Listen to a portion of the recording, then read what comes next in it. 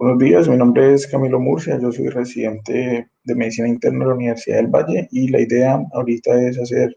una pequeña revisión acerca de las guías de manejo del paciente con accidente cerebrovascular en el contexto agudo. Hay que tener en cuenta, primero que todo, algunas definiciones con respecto a la ACV, el cual pues, se va a definir como una pérdida súbita de la función neurológica focal, y esto explicado básicamente por un infarto o una hemorragia que sea pues como tal a nivel del cerebro, pero no solamente en el cerebro, sino que también puede complicar el territorio de la retina y de la médula espinal, que va a estar mediado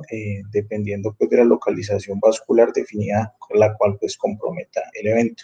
Adicionalmente, hay que tener en cuenta que esto pues, va a tener que tener alguna correlación, alguna evidencia, ya sea en un estudio imagenológico o en estudios pues, en autopsia. Hay que tener en cuenta que también pues, dentro de este escenario está también la definición del AIT o evento isquémico transitorio, el cual pues, va a ser un episodio, como su nombre lo indica, transitorio de disfunción neurológica, el cual va a estar causado pues por una isquemia focal cerebral, ya sea pues a nivel del sistema nervioso central, que tiene pues como compromiso el cerebro, la médula, la retina, pero como tal no hay un infarto, una zona pues como tal de infarto a este nivel. En cuanto a la clasificación de los eventos cerebrovasculares, pues tenemos los eventos isquémicos que van a ser responsables casi del 80-85% de los casos de consulta, y estos pues pueden estar mediados básicamente ya sean por mecanismos de trombosis, que va a ser pues una obstrucción in situ de la arteria, o una embolia, que van a ser como tal partículas originadas en otros tejidos, o por hipoperfusión sistémica, en un escenario en el cual va a haber un déficit entre la demanda y la oferta de las sustancias metabólicas. Adicionalmente, el 20 al 15% de los otros eventos van a ser eventos hemorrágicos, que pueden ser clasificados ya sea en sangrados intracerebrales o hemorragias subaracnoideas.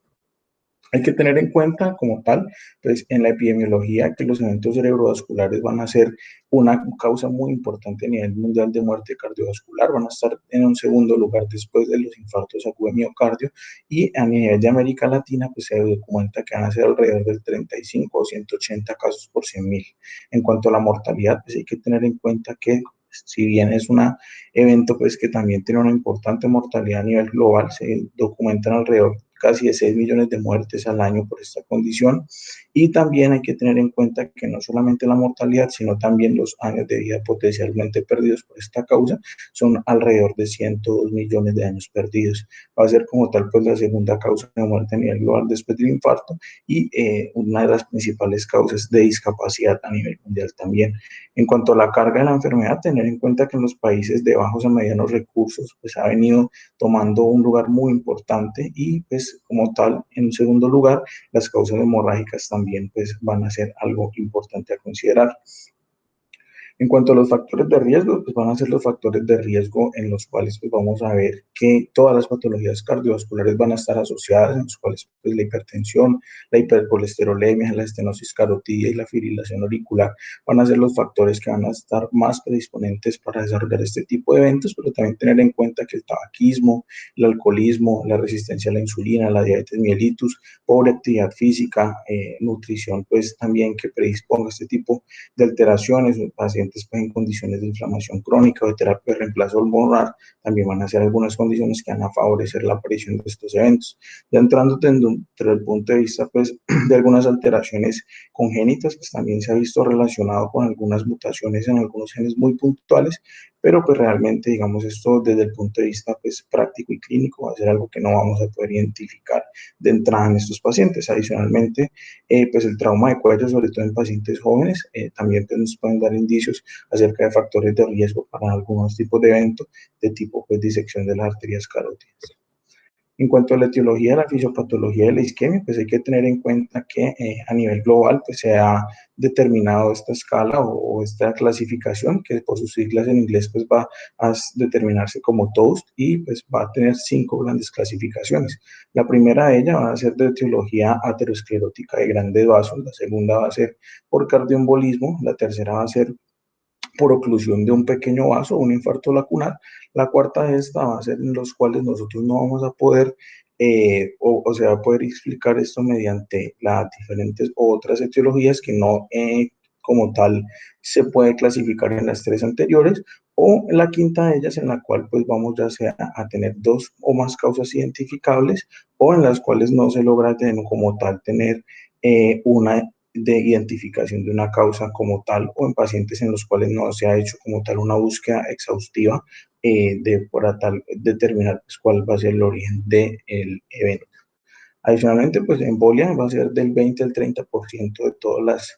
ACVs isquémicos y hay que tener en cuenta que dentro de esto, si bien estamos muy sensibilizados desde el punto de vista a la búsqueda de la fibrilación auricular, pues esta va a ser el responsable del 50% de todos los eventos cardioembólicos, pero también tener en cuenta que hay una amplia gama de diferentes alteraciones, no solamente del ritmo, sino estructurales a nivel cardíaco, que van a predisponer también al desarrollo de este tipo de eventos. Adicionalmente, pues tener en cuenta que dentro de estas etiologías, pues la trombosis básicamente puede ser de un grano o de un pequeño vaso. Esto pues básicamente también dentro de la clasificación va a ser importante mencionarlo debido a que el abordaje desde el punto de vista terapéutico pues va a variar un poco también en las dos condiciones. Dentro de la embolia, pues tener en cuenta que si bien como lo mencioné, la parte cardioembólica va a ser algo fundamental en la búsqueda de la etiología, pues también hay que tener en cuenta que también pueden haber episodios de arterioembolismos, es decir, algunos pacientes que presentan placas ateroscleróticas, ya sea a nivel del arco aórtico, que pueden pues embolizarse y también generar este compromiso a nivel de la circulación distal. Y también, también es tener lo importante mencionar que la hipoperfusión, ya sea pues por diferentes mecanismos, ya sea por bajo gasto, por arritmias o por falla cardíaca o por paro cardiorrespiratorio, pues va a ser algo importante determinar debido a que básicamente estos estados pues, en los cuales va a haber una alteración entre el aporte y la demanda metabólica, también va a poder generar este tipo de alteraciones. En cuanto a la fisiopatología, pues también es importante tener en cuenta esta curva en la cual pues los pacientes, tener en cuenta que la autorregulación del flujo cerebral pues va a ser el sistema nervioso central, un órgano en el cual nosotros vamos a poder tener una autorregulación de este flujo y esto debido a que en esta gráfica, por ejemplo, vamos a poder determinar la presión arterial media de los pacientes con respecto al flujo cerebral en ellos. Hay que tener en cuenta que dentro de los parámetros normales, es decir, pacientes con una presión arterial media entre 60 y 150, como se ve en la gráfica, el flujo cerebral va a ser constante y esto debido pues, a los diferentes mecanismos que tiene el cuerpo para hacer esta compensación de vasodilatación y vasoconstricción a este nivel. Cuando los pacientes presentan un evento isquémico agudo, como es la representación en esta parte roja de la curva, pues vamos a ver que esta capacidad de autorregulación se va a perder y vamos a ver que como tal, pues las cifras tensionales no van a estar pues completamente relacionadas con el manejo como tal o la perfusión a nivel cerebral en estos pacientes y este mecanismo pues, va a tener algunas alteraciones y esto va a ser muy importante desde el abordaje terapéutico, tener en cuenta pues el manejo de las cifras tensionales en estos pacientes, que ya lo vamos a manejar, a hablar un poco pues posteriormente. Tener también en cuenta que dentro de todos estos mecanismos fisiopatológicos vamos a ver que estos pacientes van a tener un centro necrótico del infarto como tal y ya va a ser una parte del cerebro en el cual la perfusión y el aporte o la capacidad de producción de ATP ya está completamente disminuida y no vamos a poder, pues, o hacer un territorio que no va a ser rescatable. Por otra parte, vamos a tener una zona de penumbra isquémica, que es un territorio el cual todavía tiene la capacidad de suplir unas demandas y una producción de ATP lo suficientemente importante para poder tener un funcionamiento basal adecuado. Esta zona de penumbra es precisamente la que nosotros vamos a tener que intervenir de una manera temprana para poder intentar recuperar la mayor parte de esta zona de penumbra y finalmente pues dejar un centro necrótico lo más pequeño que se pueda. Tener en cuenta simplemente esta gráfica en la cual pues se ve la distribución, un paciente que llega pues con un déficit focal en el cual pues se tiene aquí a este nivel representado de color naranja, que es como tal el centro necrótico o el core isquémico, y esta parte verde como tal, pues es el resto del territorio de la arteria cerebral media derecha, que el cual se representa pues la zona de penumbra. Vemos en este paciente cuál es la evolución, digamos, normal de un infarto, en el cual pues no se logra hacer una reperfusión adecuada en este paciente, y vemos que a medida que va pasando el tiempo, este core isquémico va a ir aumentando de tamaño hasta ocupar pues la totalidad de la zona de penumbra. Esto precisamente es lo que nosotros pretendemos evitar en estos pacientes, de no dejar progresar este coro isquémico. En cuanto a las ayudas diagnósticas, pues hay que tener en cuenta, o en cuanto al diagnóstico como tal de evento cerebrovascular, que la clínica va a ser una de las cosas más importantes en estos pacientes. Esto va a ser un déficit focal y va a ser un déficit focal agudo, es decir, el paciente puede y los acompañantes determinar el momento exacto en el cual el paciente presenta el inicio de la sintomatología. Y esta sintomatología usualmente pues, se va a caracterizar por una hemiplegia, una diplopía, una fascia, y esto va a estar determinado por el territorio vascular, el cual va a estar comprometido. Tener en cuenta también que vamos a poder tener algunos otros síntomas asociados, y esto pues la distribución va a ser heterogénea, en la cual pues la cefalea también puede ser, digamos, algo que puede manifestarse, aunque pues, no es algo frecuente, y también tener en cuenta que estos otros síntomas pueden estar determinados dependiendo pues, de la causa que está acompañando el evento. Hay que también tener en cuenta que hay algunas condiciones en las cuales se consideran imitadores o mimics del ACV, en los cuales vamos a ver que van a ser manifestaciones poco frecuentes de ACV y que deben de hacer de nosotros interrogarnos o pensar que puede haber otra etiología diferente a algo isquémico que está pasando en estos pacientes. Esto básicamente van a ser aquellos pacientes que se presenten con convulsión, con síncope, con sepsis, con vestibulopatía periférica o encefalopatía tóxica o metabólica. Entonces, digamos que esto va a ser también muy importante dentro del interrogatorio y el enfoque de los pacientes. En cuanto a los estudios de imágenes, hay que tener en cuenta que el primer estudio que se debe realizar en estos pacientes, esto va a depender de la disponibilidad con la que se cuenten los diferentes servicios de urgencia, va a ser una tomografía simple. Esta tomografía simple de cerebro pues, va a tener una sensibilidad alta para detectar hemorragias intracraneales y una sensibilidad que es, digamos, importante también para estos eventos isquémicos. También es importante determinar que en aquellos pacientes que tienen una isquemia reciente o una isquemia pequeña o una isquemia en el territorio como tal de la fosa posterior, la sensibilidad no va a ser muy buena en estos pacientes. Por otra parte, la resonancia magnética nuclear con difusión pues, va a tener una sensibilidad mayor, de casi el 90%, y con la secuencia T2, pues que también va a ser muy útil para la detección de hemorragias. Hay que tener en cuenta que esta sintomatología que vamos a tener en estos pacientes pues va a estar determinada por el territorio vascular el cual nosotros vamos a tener implicado en estos pacientes, y básicamente en esta tabla se pretende pues, resumir dependiendo del territorio vascular que va a estar alterado en estos pacientes, pues vamos a tener alguna sintomatología en especial. Entonces es importante pues tener en cuenta cuáles van a ser las manifestaciones clínicas más relacionadas con el tipo de evento vascular, porque asimismo nosotros vamos a ir directamente a hacer una búsqueda, digamos, dentro de la imagen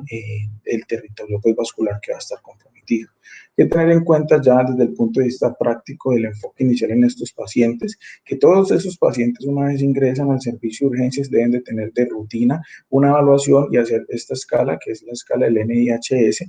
que es un método como tal que es estandarizado, o sea, a nivel global,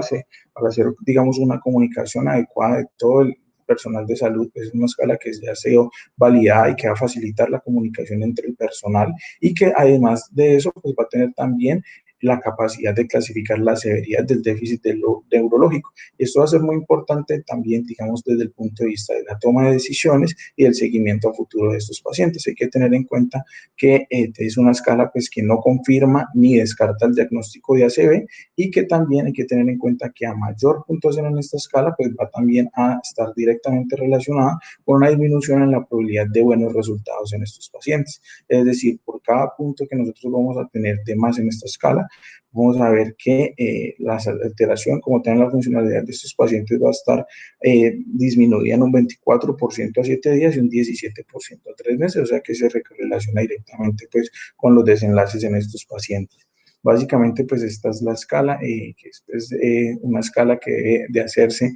al pie del paciente, debe hacerse idealmente pues con los cartones en los cuales se deben de cumplir las órdenes como tal que se plantean en esta escala, y debe hacerse en el orden en el cual pues se pretende evaluar al paciente. Una escala pues que tiene básicamente 11 puntos a evaluar, que van desde el nivel del estado de conciencia, la respuesta a algunas preguntas que se le hace al paciente, que algunas órdenes,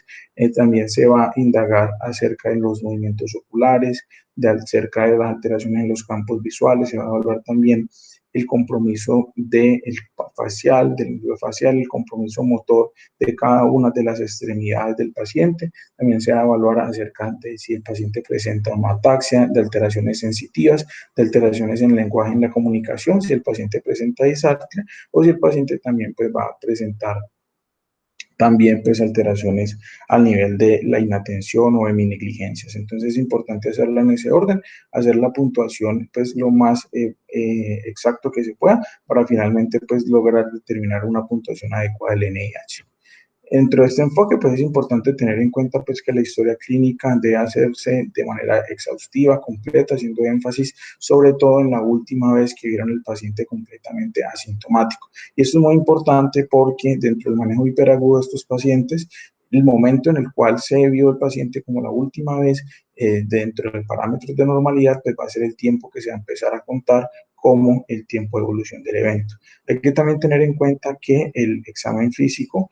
o el único examen como tal que yo debo esperar para poder tomar la decisión de trombolizar o no a un paciente dentro del punto de vista del laboratorio clínico va a ser una glicemia o una glucometría. Entonces, digamos que lo único que yo debo realizar dentro del laboratorio o esperar para tomar esta decisión, pues va a ser simplemente una glucometría. También tener en cuenta que algunas otras condiciones como las plaquetas por arriba de 100.000 o un NR por debajo de 1.7, pues son condiciones que hay que tener en cuenta, pero en ningún momento deben de retrasar la indicación de trombolizar a un paciente. Entonces es importante tener en cuenta este tipo de cosas. Sin embargo, ya dentro del abordaje integral de estos pacientes, pues vamos a ver que se puede pues, hacer una evaluación un poco más exhaustiva desde el punto de vista del laboratorio y esto pues debe ser individualizado dependiendo de cada paciente y dependiendo pues de la causa como tal que yo pretenda identificar en estos pacientes. Y aquí simplemente en esta tabla es para mencionar algunos exámenes pues, que se deben de considerar. Haciéndose pues es un énfasis especial en el electrocardiograma, que incluso pues nosotros desde el servicio de urgencias podríamos utilizarlo para hacer una detección temprana pues de etiología cardioembólica secundaria a arritmias cardíacas. Pero en resumen, pues hay que tener en cuenta que el único examen de laboratorio que yo debo tener antes de trombolizar a un paciente pues va a ser simplemente una glucometría y esto precisamente para descartar hipo o hiperglicemias como causa de focalización reversible. Dentro del punto de vista de la neuroimagen, pues la disponibilidad, pero, digamos que las guías internacionales van a recomendar como primera instancia realizar una tomografía de cráneo simple. Esto debido a que tiene un buen rendimiento para detectar sangrado, va a tener como tal pues una pobre sensibilidad para detectar isquemia en las primeras 6 horas después del evento, pero va a ser una ayuda diagnóstica que está ampliamente disponible desde el punto de vista de los costos, va a ser algo que también va a ser beneficioso y va a ser una ayuda que se va a hacer de manera rápida y oportuna en estos pacientes. Sin embargo, va a tener pues un poco rendimiento diagnóstico, sobre todo cuando se tratan de eventos de fosa posterior. Esto pues simplemente para pues,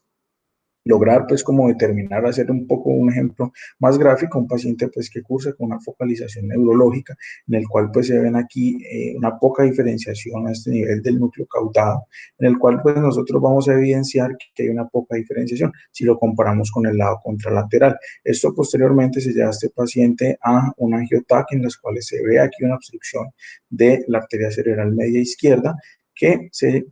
logra percibir pues en la angiotomografía. Entonces pues va a ser algo importante determinar en estos pacientes desde el punto de vista pues de las imágenes de diagnósticas. También tener en cuenta pues la puntuación ASPEX, que esto va a ser una puntuación que va a ser importante desde el punto de vista radiológico. Esto pues básicamente simplemente es para determinar, digamos, el área de isquemia que se tiene en estos pacientes y es importante tener en cuenta que es una escala que empieza a puntuar desde 10 y cada vez que se empieza a visualizar hipodensidades o compromiso del territorio que se ve haber representado, pues hay que irle restando puntuación en estos pacientes. Hay que tener en cuenta que el punto de cohort, es decir, se plantea que cuando se plantean puntuaciones de aspects menores a 7, pues vamos a ver que gráficamente, vamos a ver que los desenlaces en estos pacientes, ya sea por la recuperación como tal del déficit neurológico y también los desenlaces fatales en estos pacientes, pues vamos a ver que como tal no va a ser beneficioso realizar terapias pues, de trombolisis en pacientes que ya tengan un aspects pues, muy comprometido. Y también pues tener en cuenta pues que también a mayor o a menor puntuación vamos vamos a tener un mayor riesgo de transformación hemorrágica en estos pacientes. En cuanto a la resonancia magnética nuclear, hay que tener en cuenta que este estudio pues, va a tener una mayor sensibilidad, pues incluso dentro de los primeros minutos después del evento podemos nosotros empezar a tener algunas alteraciones a este nivel y que va a tener un mejor rendimiento que la tomografía, sobre todo en pacientes que tienen compromiso de la fosa posterior. Hay que tener en cuenta pues, que va a ser una ayuda diagnóstica que va a tener un mayor costo, que va a estar pues, con menor disponibilidad en algunos servicios y que también podemos tener alteraciones con algunos artefactos de movimiento y la duración del examen va a ser un poco más larga. Y también tener en cuenta pues, que nos va a permitir hacer algunas ayudas adicionales como hacer la relación entre la difusión y la perfusión en estos pacientes. Hay que tener en cuenta que, pues básicamente, el concepto de la difusión y la perfusión, y esto pues sobre todo cuando nosotros vamos a tener pacientes en los cuales se plantea hacer una extensión del tiempo para hacer como tal algunos diferentes procedimientos para la reperfusión. Hay que tener en cuenta pues que en este paciente, por ejemplo, en la difusión, vamos a ver que hay un área en el cual pues se va a ver el compromiso de isquemia en este paciente. En la perfusión lo que vamos a ver es simplemente el territorio que es potencialmente salvable. Adicionalmente, pues se plantea hacer el mismatch entre la difusión y la perfusión, en la cual pues vemos que aquí se correlaciona el área como tal del core isquémico, pero el área de penumbra se ve pues que es un área potencialmente salvable y en estos pacientes pues podría incluso pues ampliarse un poco la ventana de terapias de reperfusión. Hay que tener en cuenta también que recientemente se ha planteado el uso de imágenes vasculares dentro de las primeras 24 horas de los pacientes y esto básicamente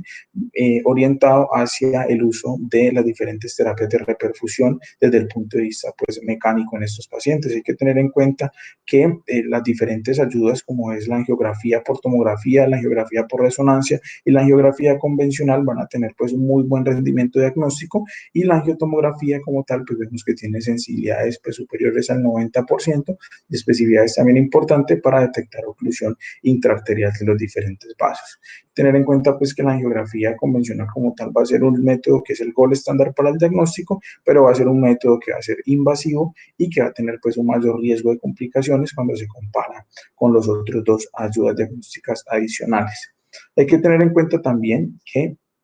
en cuanto al tratamiento específico de este ACVs isquémicos, pues el tratamiento va a estar orientado a hacer pues una reperfusión del vaso y también pues tener que ganar el mayor espacio como tal de estas áreas de penumbra isquémica, que es lo que nosotros tratamos de pues garantizar cuando se realiza el manejo de estos pacientes. Es importante tener en cuenta que la terapia, entre más rápido nosotros la desarrollemos, pues si bien la ventana como tal para trombolisis va a ser de 4.5 horas, nosotros lo que vemos aquí en esta gráfica es que los mejores desenlaces se van a lograr entre más temprano nosotros realicemos los manejos en estos pacientes. Por ejemplo, aquí cuando nosotros idealmente deberíamos realizar el manejo menos a 90 minutos después del inicio del evento. Básicamente también tener en cuenta esta gráfica en la cual pues nosotros vamos a ver el riesgo y el beneficio de hacer la terapia de reperfusión con trombolisis en estos pacientes. Vemos que de cada 100 pacientes que nosotros vamos a llevar a trombolisis, los cuales cumplen los criterios, pues vamos a ver que muchos, casi 32% de estos pacientes se van a ver beneficiados, de los cuales 13 de estos pacientes van a tener pues un desenlace a 3 meses que van a tener una recuperación total, pues, o quedar básicamente como ellos se encontraban previo al evento y que 19 de estos pacientes van a tener una mejoría con respecto al MIS inicial y que solamente 3 de estos pacientes van a tener, pues, digamos, un aumento en la morbilidad y que solamente uno de estos pues, va a tener ya sea una alteración, pues, o un compromiso importante, incluso pues la muerte. O sea, que vemos que a grandes rasgos, pues es una terapia muy benéfica en estos pacientes. En cuanto al manejo, pues tener en cuenta que el medicamento como tal de elección en estos pacientes va a ser el alteplasa, el medicamento pues que está avalado para realizar el manejo hasta las 4.5 horas después del evento, idealmente pues realizarlo en las primeras 3 horas. Y es un medicamento que es importante tener en cuenta dentro del punto de vista las cifras de presión arterial. Hay que tener en cuenta que antes de iniciar la terapia trombolítica en estos pacientes, pues hay que tener cifras tensionales por debajo de 185, 110 y que la meta durante las primeras 24 horas después de la trombolisis va a ser tener estos pacientes pues por debajo de 180, 105. En cuanto a las dosis del medicamento, pues va a ser una dosis estandarizada en la cual pues se va a calcular a 0.9 miligramos por kilo en los pacientes con un máximo de 90 miligramos. Y hay que tener en cuenta que durante el primer minuto se va a pasar el 10% del total de la dosis y el 90% se va a pasar en una infusión de 1 hora. Importante tener en cuenta durante esta infusión básicamente las cifras tensionales que las acabamos de mencionar y hacer una vigilancia neurológica estricta. Sobre todo estar haciendo una puntuación del NIS constante, estar vigilando las pupilas en estos pacientes y también algunas otras condiciones como por ejemplo estar pendiente pues de las náuseas, de la cefalea, del vómito y por un deterioro del NIS o sea, un aumento del NIS de por lo menos 4 puntos, pues nos va a obligar a nosotros a detener la infusión y hacer pues una imagen nuevamente de manera urgente. Hay que tener en cuenta que la presión arterial debe hacer su monitoreo inicialmente cada 15 minutos durante las 2 primeras horas y posteriormente cada 30 durante las siguientes 6 y posteriormente durante las siguientes 16 horas toma de presión arterial cada hora.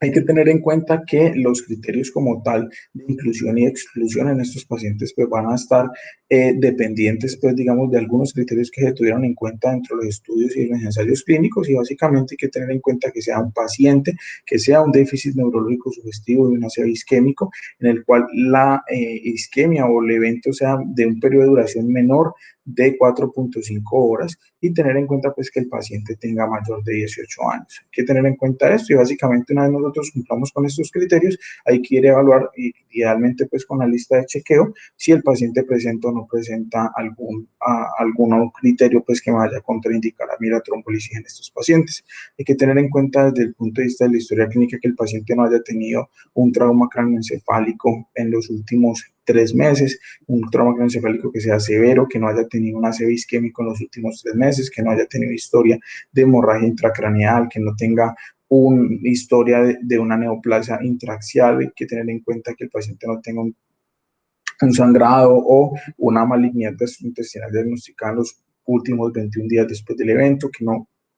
haya tenido como tal una intervención, una cirugía del sistema nervioso central o de la médula espinal y básicamente pues vamos a ver que hay que también tener en cuenta las cifras de presión arterial, que se descarte como tal sangrado en estos pacientes a nivel del sistema nervioso central, que no haya pues un sangrado activo, que no haya sugestión de endocarditis, que no haya disección de la aorta, que no haya pues historia como tal de una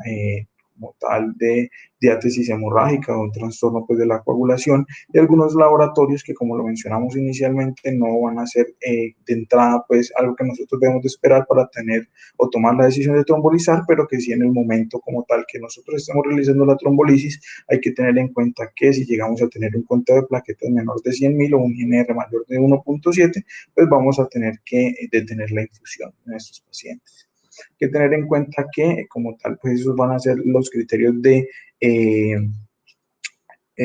contraindicaciones absolutas, también pues que haya evidencia de hemorragia, que hayan como tal ya hipodensidades grandes instauradas, y aquí pues es importante hacer la escala del ASPEX, y hay que tener en cuenta que si bien no son contraindicaciones absolutas, sí van a ser algo que nosotros debemos de tener en cuenta antes de trombolizar a un paciente, son algunas de estas otras consideraciones. Importante tener en cuenta que hoy en día, digamos, considerar un paciente no candidato a trombolisis por la edad o por el puntaje del NIS, pues va a ser algo que es una conducta que hoy está pues muy debatida y pues que no debe ser como tal una contraindicación para trombolizar a estos pacientes.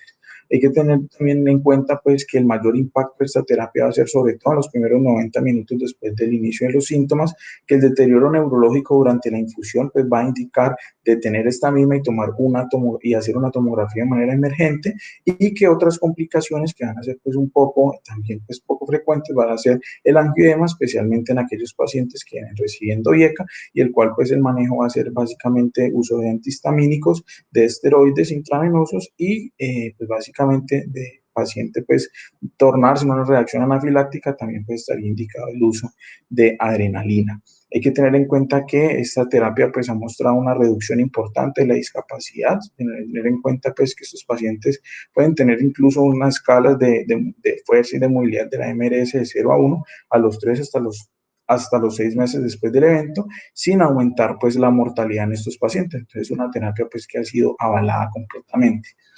La otra parte importante dentro del manejo van a ser aquellos pacientes en los cuales pues, van a tener criterios para llegar a trombectomía mecánica. Esto pues es importante tenerlo en cuenta, pues que en el hospital ya contamos con esta ayuda que es muy importante, digamos, dentro del punto de vista de manejo en estos pacientes. Hay que tener en cuenta cuáles son los criterios para yo llevar a un paciente a trombectomía mecánica. Van a ser aquellos pacientes que van a tener una funcionalidad previa al evento completamente con un MRS score de 0 a 1, que la etiología de la oclusión va a ser una oclusión de la arteria cerebral media, las porciones proximales o la arteria carótida interna. Y esto va a ser importante debido a que, digamos, es en este escenario que es importante hacer la angiotomografía, debido a que con esta ayuda diagnóstica es que nosotros vamos a poder detectar este tipo de alteraciones en el flujo de estos pacientes, pacientes mayores de 18 años que tengan un NIH mayor o igual a 6 puntos y que tengan un ASPEX mayor o igual a 6 puntos. Estos básicamente van a ser los criterios de elección en estos pacientes y los pacientes deben de cumplir todos los criterios antes de ser llevados a trombectomía mecánica. Hay que tener en cuenta pues que hay diferentes dispositivos, pero es una terapia que desde el punto de vista de evidencia científica, tiene una evidencia muy robusta en la cual pues se ha visto que en estos pacientes el número necesario a tratar para tener un beneficio en estos pacientes es de 2.6, lo cual pues es algo que es muy importante desde el punto de vista pues terapéutico en estos pacientes, y el riesgo de hemorragia intracraneal es muy bajo, es alrededor del 4.4%, que cuando se compara con la trombolisis venosa, que es alrededor del 5.7%, pues vemos que incluso el riesgo de sangrado es muy similar a esta terapia. Es un método que va a ser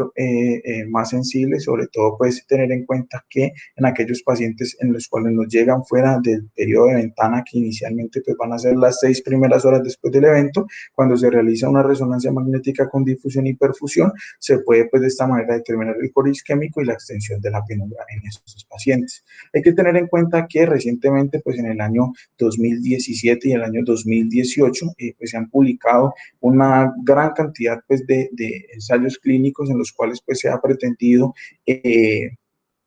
ampliar esta ventana. Este, por ejemplo, pues es el estudio Wake Up que se publica en el New England Journal of Medicine en el año 2019, que se plantea pues pacientes con ACV del despertar, o sea, aquellos pacientes que se levantaban con el déficit neurológico y que como tal la última vez que se habían visto dentro de su normalidad había sido antes de que ellos se acostaran. Estos pacientes pues se llevaban a un protocolo por resonancia magnética de difusión en el cual pues ellos tenían como tal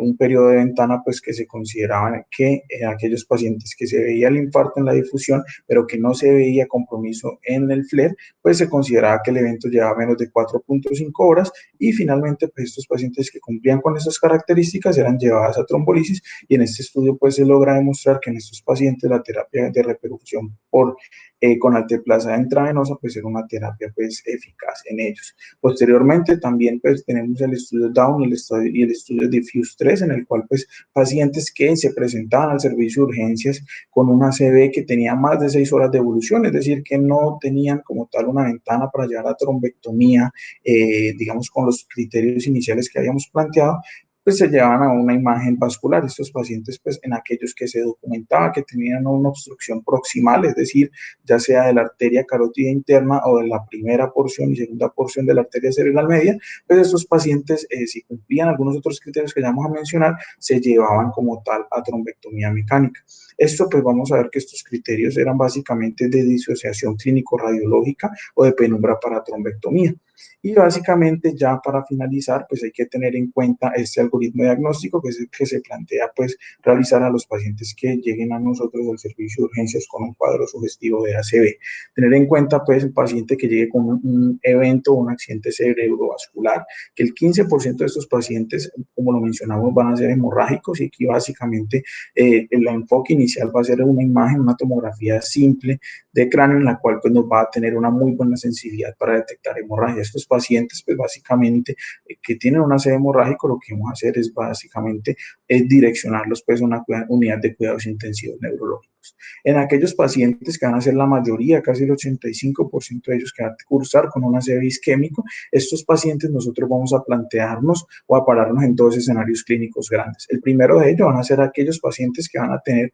un inicio de los síntomas menor de 4.5 horas. Estos pacientes, pues básicamente lo que nosotros vamos a hacer es una tomografía de cráneo simple y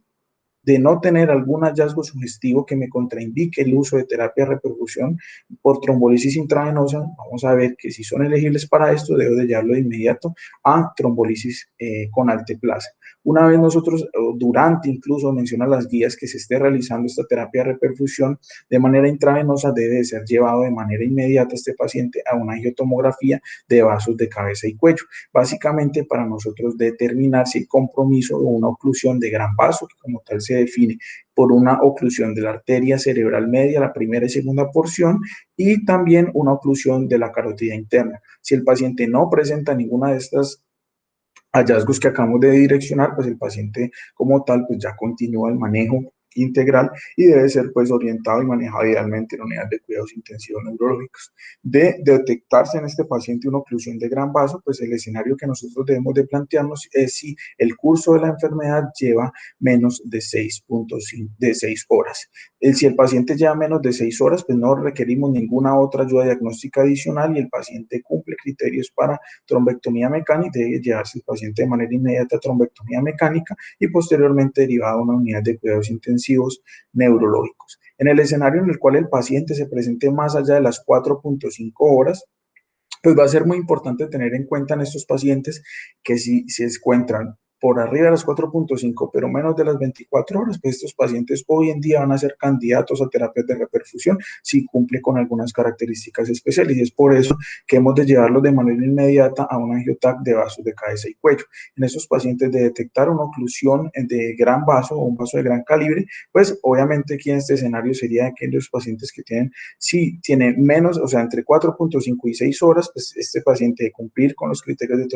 de trombectomía mecánica podría hallarse a trombectomía mecánica y posteriormente pues derivado a una unidad de cuidados intensivos neurológicos. En caso de que el paciente se presente después de las 6 horas, pues ya tenemos el estudio Down y el estudio Diffuse que nos respaldan a hacer una imagen adicional y esto va a ser ya sea una perfusión por tomografía o por resonancia magnética. Y aquí lo que vamos a ver van a ser los criterios de elegibilidad en estos pacientes, que van a ser aquellos que se tuvieron en cuenta en los dos estudios que se realizaron para estas terapias en ventana pues de una ventana de mayor tiempo. Adicionalmente, si son elegibles, pues el paciente debería ser llevado a trombectomía mecánica y posteriormente derivado a una unidad de cuidados intensivos neurológicos y de no ser elegible para alguna de estas terapias de reperfusión por trombectomía mecánica, pues el paciente debe ser derivado a una unidad de cuidados intensivos neurológicos. Básicamente, esto es importante tener en cuenta debido a que estos van a ser pues los criterios de inclusión que se tienen en cuenta para los pacientes pues en los diferentes estudios en el Down y en Diffuse, que va a ser importante pues tener en cuenta a la hora de nosotros tomar la decisión de llevar o no llevar a estos pacientes a trombectomía mecánica cuando se presentan al servicio de urgencia con una oclusión próxima de la circulación en un periodo entre las 6 y 24 horas después del evento. Y eso era pues lo que quería presentar de terapia de reperfusión, sobre todo pues en pacientes con ACV isquémico.